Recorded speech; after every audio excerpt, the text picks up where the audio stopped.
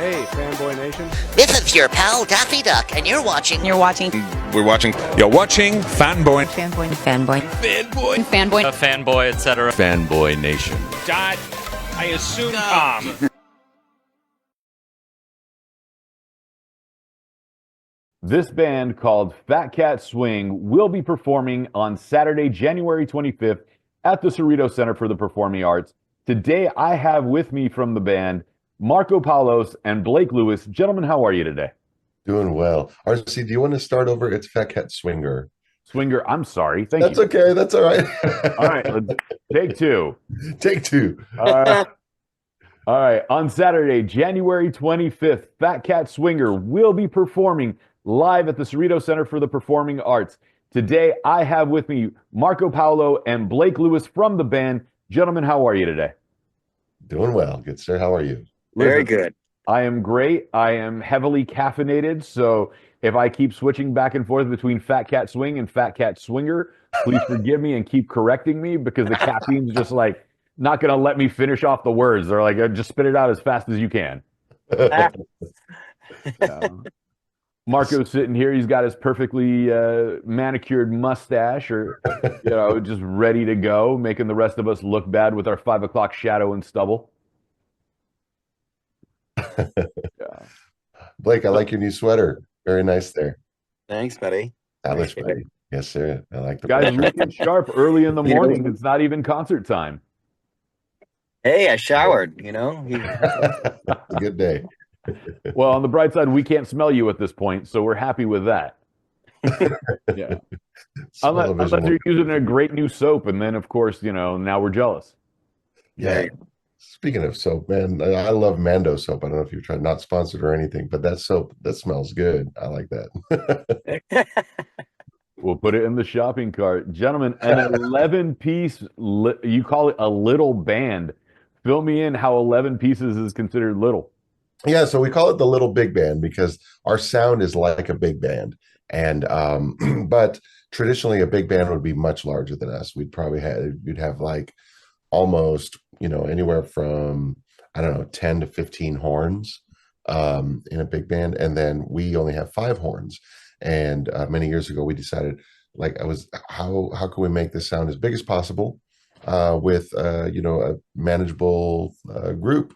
And so 11 may seem big, but it's still kind of small to me. Like, I would actually like to go bigger if we could ever afford it, but it's hard to travel with 12 people. We have us plus our sound guys. So that's the little big band sound right there. Right. And then you got your sousaphone player who has the biggest case of all. And then somebody on the piccolo that's like, what's the problem? I got my carry-on. Let's go. Yeah, exactly. Yeah. Have to buy the extra seats for the sousaphone. How did the band come about? Where'd you create the name from? Swing music has had its ebb and flow. This is perfect timing because just the other day I was watching an old Cab Calloway movie, and here we are. We're like, oh, we're going to be talking to the Phat Cat Swinger, so just might as well get in theme. From his era to today, we've had our resurgences. Brian Seltzer is credited for bringing it back. What brought you guys into this? Because I know ska has its moments, and I am far more a swing fan than a ska fan. So, take us into all of this. Sure. For Phat Cat, I've always enjoyed the music, and honestly, at the time when I was forming the band, it was going to either be like a rock band or a swing band. I thought, everybody's doing rock bands. There's rock bands that are just all over the place, and the swing band could be a lot more unique, a lot more niche. Plus, I think when you go into the genre of jazz and swing and other things, you find that there's a lot more timeless music that if it's done right, I feel like certain songs can just feel, as relevant, yesterday as they are today, and today as they are yesterday, and so on. And so I just, that brought in, and it's funny you mentioned Cab Calloway, because in the very beginning, Cab Calloway, Big Bad Voodoo Daddy, Louis Prima, and Louis Jordan were some of the biggest influences of getting this band started, and many of them brought this level of entertainment with musicality. Like, you can hear them play, and they were great musicians, but also they were not afraid to be clowns on stage, and not necessarily trying to be clowns. They were just not afraid to have fun and be like, be funny. Not even that we're trying to be funny. Blake, how would you describe it? Just fun, not funny. Just There you like go. they're trying to be fun and put on a show. And Thank like, you. I mean, Cab Calloway had all those sick moves. You know what I mean? And you have the likes of Brian Setzer, who was just a monster on the guitar and had his own thing, and the Stray Cats in the '80s. You know what I mean? And they were just raw and dirty, like in the midst, like of what you were saying, all this like crazy rock eccentric music that came out of the '80s. You had Brian Setzer that was doing his own thing, and then you get to the '90s with Big Bad Voodoo Daddies, Big Bad Voodoo Daddy, Cherry Poppin' Daddies, Squirrel Nut Zippers. You had all these kind of swing resurgence, and you had The Mask with Jim Carrey that really like kind of opened everyone's eyes up to it, which I was already a jazz fan, but that movie was just like, oh shoot, like, you know, and then all these rom-coms that had like almost classic swing with Harry Connick Jr. and this big band sound. So that's how I fell in love with it. I mean, to interject, so it's just fun music, it's just like people love to dance, and like dance music, like if you talk EDM, like people don't even dance at what is considered today's dance music. And I've been in that genre since the '90s, and I've been producing that, but people don't freaking dance at EDM. Like if you come to a swing show and there's like real authentic people that want to have a good time and dance, and they do. And back then, you had the Lindy Hop, you had West Coast swing, you had all these styles of like actual dancing, and that's what makes it fun. It's like inclusive. Yeah. It's interesting you mentioned fun because so much has been, like in the 70s, post-Vietnam, in the 90s, Gen X stuff, and then, this last decade and the previous election cycle, and especially with COVID, we haven't had fun. Everybody's been very nitpicky. Everybody's been, very finger pointing. If you're not with me, you're against me type stuff. And no one is just living in the moment. With swing music, we're allowed to live in the moment and enjoy ourselves. How important was that for Phat Cat Swinger to sit there and go, let's live in the moment and be a part of this? Because if you look at the Rat Pack in the 60s, even when they screwed up on stage, it turned Yeah. into a joking moment, and they had fun with it and just kept the party rolling. Like it allowed the audience to be in on the joke essentially. Exactly. Absolutely, absolutely. And I think for us, I think it's so important that I've always seen us as like a bridge that brings worlds and peoples together, and we all come together in this one place. And togetherness is very much a big thing for me. I like to see so many people come together, and in a way, the people who come see Phat Cat Swinger and become fans end up becoming more of a community. I've seen friendships develop. I've seen relationships develop. I've seen, families form, and kids being born who I'm like unofficial Uncle Marco to now. And all of that came together because I see those things coming together because people come together by what they are attracted to visually and hearing. Like they hear this really nice sound, and then they see 11 people on stage having fun in unison. Like, and it's not even like there's a little choreography, but there's also things that we're just improving and coming up with in the moment, and just allowing ourselves. Like a lot of times when I get newer musicians into the band, um, they're hesitant to do anything because in other bands, the lead singer or somebody doesn't want you to stand out, doesn't want your background, just stay back there. That's why you wear all black. You blend into the back, right? Like in our band, like I'm like, hey, no black allowed unless you're gonna really, really do it right. And you got to dress it up. You got to look fun. You got to look like you're on the cover of GQ magazine. You got to look like you're ready to here to show off, and you're one-upping everybody, including the singer. It's not about the singer. With Phat Cat, it's about the entire band. And Blake and I get up there, and we love dressing up and just doing it up. Like I like the style that Blake's been bringing into the show as well. But it all happens because we live in the moment versus trying to be an act. Fat Cat Swinger is not an act. It's not a it's not, we're not trying to be anything. We just are. And I think that, I hope that the authenticity of the band always shows with everything that we do, no matter what evolution we're in, you know, with this band. I'm going sweater shopping with Blake, so of course. I'll send you some links. Real quick, I have to ask this for my own personal use because like you're Fat Cat Swinger. What made you decide on the singular of swinger instead of plural? Oh, yeah. Um, There you go. yeah, here we go. So this goes back to being together, right? You know, when I asked the same question of Big Bad Voodoo Daddy, why are they not Big Bad Voodoo Daddies? And they said, oh, because it was, his story is that you know, Scotty says that, you know, he went somewhere and he said somebody that he was looking at, a blues player, he wrote, autographed his napkin, and he said something about, you know, to the Big Bad Voodoo Daddy, right? So it's like the Big Bad Voodoo Daddy is a person. And so to me, um, Fat Cat Swinger, the name came up because I just love the initials PCS for some reason. And, you know, sometimes you get an idea or a lyric or something. And for some reason, at the time of forming the band, PCS kept sticking out. So I kept trying different things until Fat Cat Swinger. I was like, you know what, this could be fun. Fat Cat Swinger. And then I thought about the cat character. And so, you know, like this just cat world, so to speak. And then, and then the reason it's singular is because together we are one. Together we come together, all together, all the fans, all the band. Even I was, you know, give credit to, you know, if there's it's entire sound crew, these are, you know, officially members of the band today. You know, like you see 11 people, but it takes all of us to make this happen. So together it's a thing. It's Fat Cat Swinger. I dig it, man. I dig it.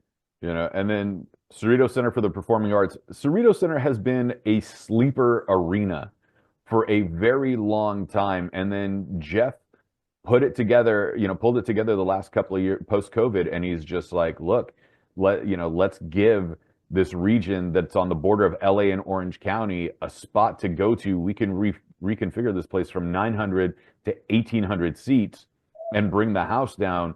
And just the amount of shows that they put on this year alone and this season alone, from starting in September of 2024 through now, we are in January of 2025, and bringing you guys in to help celebrate the early part of the year. Like Cerritos is doing something right, especially now. It's not like, oh, let's just go kick back and it's going to be a relaxed show. They brought in the Beach Boys, they brought in Expose, they're bringing you guys in. What's it like to see the emergence of Cerritos, especially the Center of the Performing Arts, becoming like the concert venue now? Like, I mean, I honestly, I'm not a Los Angelino, so I don't know much about it, to be honest. So I'm not the right cat to answer that question per se. I think it's wonderful. Any arts program, anything that is going to bring a community together is wonderful. Whether that's on the low level, you know, starting like when you're a kid in junior high, and there's not a lot of all ages venue for people to see that are not under the age of 18. So anytime families can come out and unite and bring people, I think it's absolutely wonderful. I wish there was more venues like that, honestly. And I live in a town that doesn't necessarily cater to the arts. I live in Vegas and everything's about entertainment here, but there's not a lot of places to go see music unless it's a casino. So I think it's wonderful. And I'm very excited to play it. So yeah, I'm excited myself. I've seen the photos, and I've in a way, it's probably one of the most beautiful, largest venues we've ever played. So I'm hoping people show up and are ready for a good time. It looks pretty big. Well, we're all ready for a good time. I mean, there's ample parking. The place is great. Acoustics are phenomenal.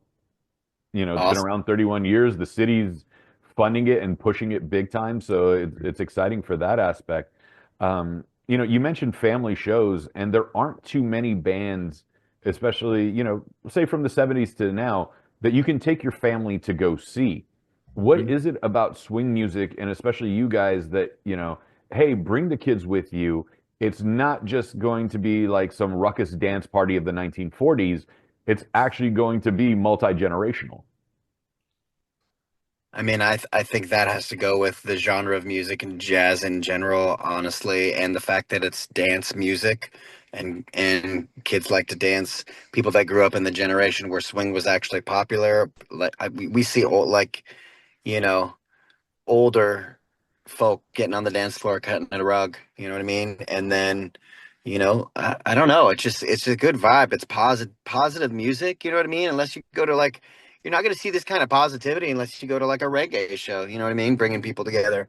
So, I don't know if you like swing and having a good time and seeing a band that truly loves what they're all about and what they like to bring to an audience, you're gonna have a fun time at a Fat Cat Swinger show or any kind of swing show, I think. Mhm.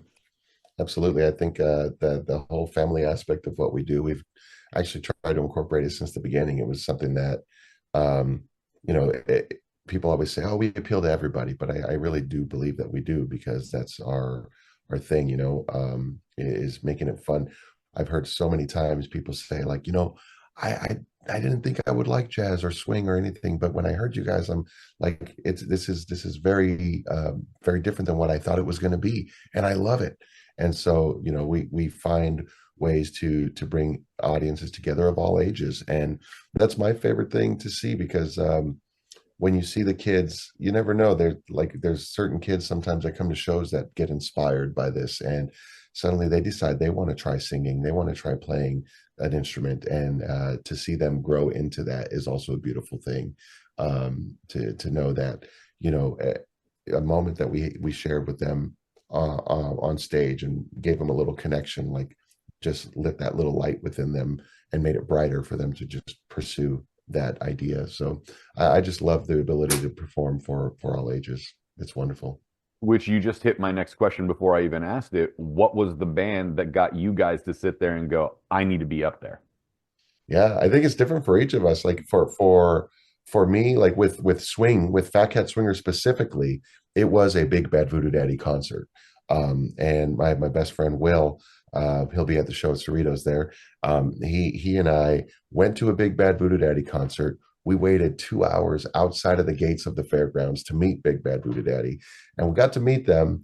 And then a year later, we had started the band, and we told him, "Hey, remember us from last year? We started a band, and our goal is to open for you."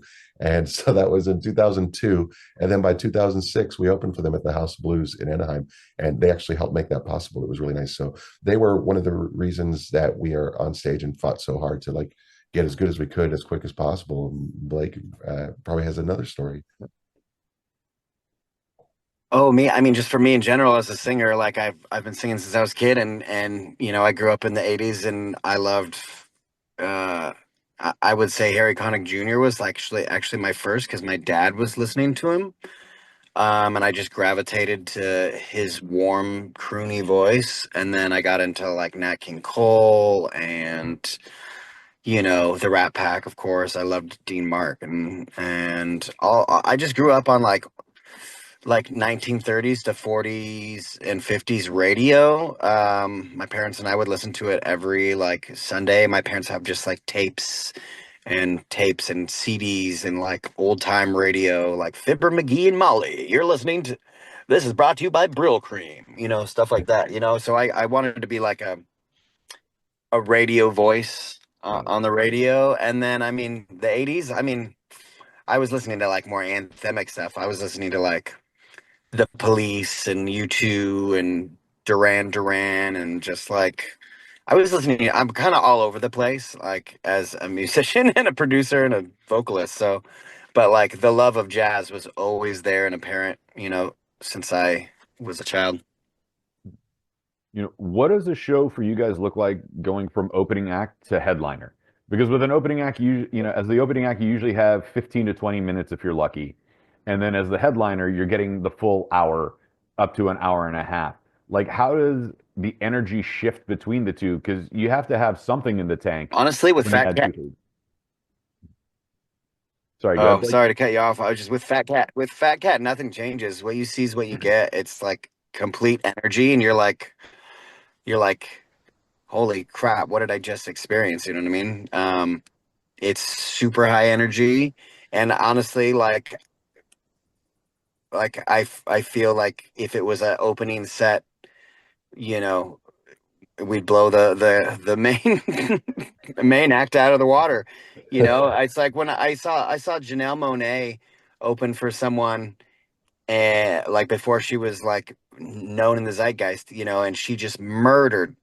And I walked away every time I see an opening act like blow the band. Same with Mute Math opening for 30 Seconds to Mars, or like all these bands I've seen that just they instantly become my favorite act. You know what I mean? When the opening act just kills the main stage. You know what I mean? So And I think I feel that. That's why I joined this band, is because the energy, the positivity, and how fun it is. Otherwise, you know, I go on with my day job. But like, and with Marco leading it, I mean, he exudes that positive energy, and like he says it's only five horns, but he's also the sixth horn because he's uh, a badass sax player. So um, it thanks. was such a turn on when I met him. I'll tell you, like for me, like going from opening band to headliner, I mean, for one, I still don't even think of us as a headliner, but I mean, I guess you're pointing it out, and that makes it true, I guess. But it's I mean, honestly, looking at a venue like Cerritos, it's one of those things that I'm like, wow, I've always wanted to play a venue like this, and to have the opportunity to do so is just really special. And I think it doesn't change anything in the show. Like Blake said, we're going to give you the same great show, because every show, and I'm talking about, you know, I've had this band now for 23 years. This is going to be our 23rd year, 25. And so that every time we've gotten on stage, my goal is always to find the best show for that particular day, for that particular time in our lives. Maybe there's a time in our lives where we love certain songs more, and what they do and what they, you know, what they say, or how they make us feel. So those songs might be more in the set than a set list 2-3 years ago. And then there's some songs that just survive, like and they become timeless and a part of every single show. So for me, every single show is we're working to find our people. And it doesn't matter whether we're opening or headlining, we're always going to be looking for connection and always going to be looking for our people. And so I hope that continues to happen as the years go by. Marco keeps beating me to my next question because that's leading into exactly what I wanted to ask. What's it like when you play a show, say here in California versus Vegas versus Chicago or Texas? Because we have West Coast swing, we had East Coast swing, we have all these different genres of swing and jazz. Dixieland in the South, and then Chicago had its own feel. How do you know which songs go into the set where, and what certain songs get better reactions here in California versus what they would in, say, Seattle or Chicago? Yeah, definitely depends on the venue, and I would say that um, I build the set list based off of what the client is requesting. So, for example, if they are promoting, a more Disney-like show, then we load the set list with a lot of our, Disney arrangements. If they say, hey, you know what, our audience is just really into the swing, then we're going to be like, all right, we're going to maybe load a little more heavy on the classic swing. And then if they just say, we just like you, be yourself, then it's like, all right, now you're going to get the smorgasbord of everything. Cause like, that's when we're like, all right, what do we all love like right now? So it's like, it's funny how, and when you're making the set list, you realize that as little as one song to 2 or 3 songs can change how the entire show feels.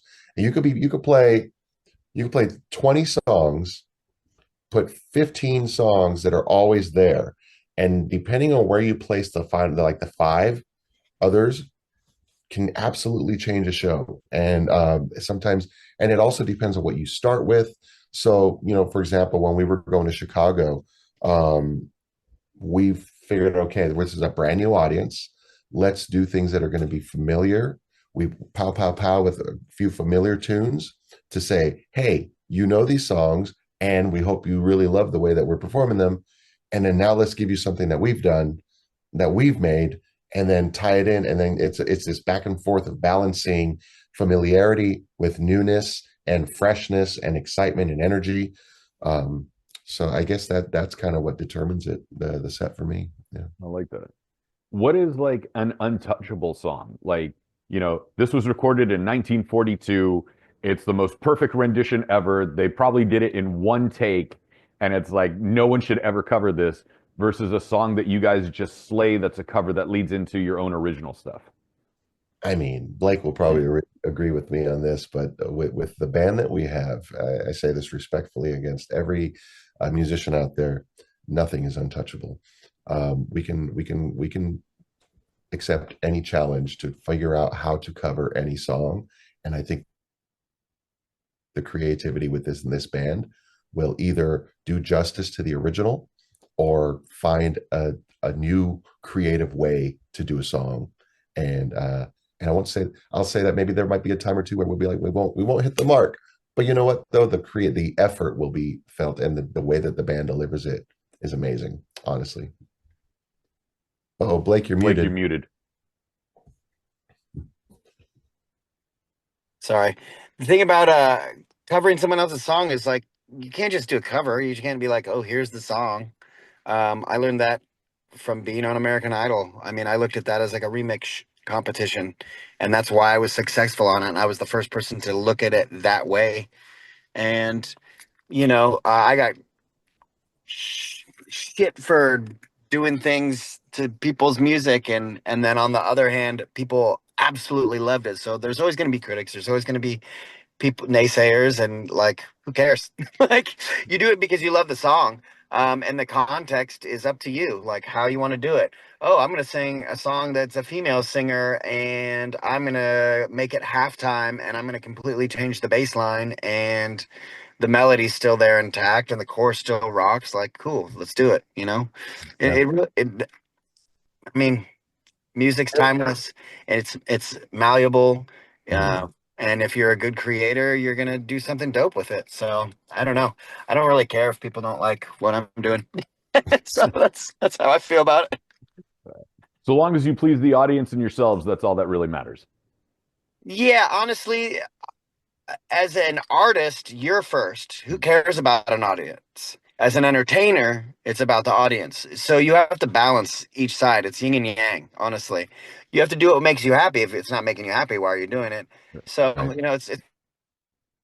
it's always a balance, And the thing with Phat Cat, I feel it's super well balanced. We have, mid tempo, we have like ballad, we have fast swing, West Coast, we have classic jazz, and it all comes together in this crazy, you know, Phat Cat jazz goulash, you know.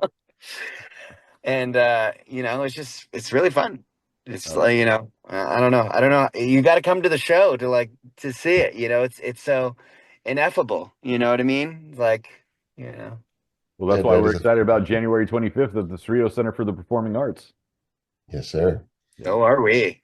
Yeah. Gentlemen, where can we find you on social media if we want to connect with you? Where can we find the most recent album that you guys put out?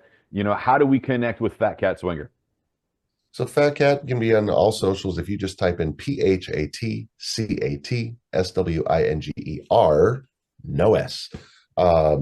So Phat Cat Swinger, you can find it on all the social medias. We were able to get all the names because I don't think there's really another one out there, but there is no other. There is no other. There's only one, and together we are one. But yeah, Phat Cat Swinger, where everywhere you can check it out on all the socials, all the music apps that you listen to. You will find our maybe 4 or 5, 6 albums. We have another one that we haven't released on online yet. That is Pocket Full of Magic, and it's got our Disney arrangements on there. And so that is something that can be found only at the shows.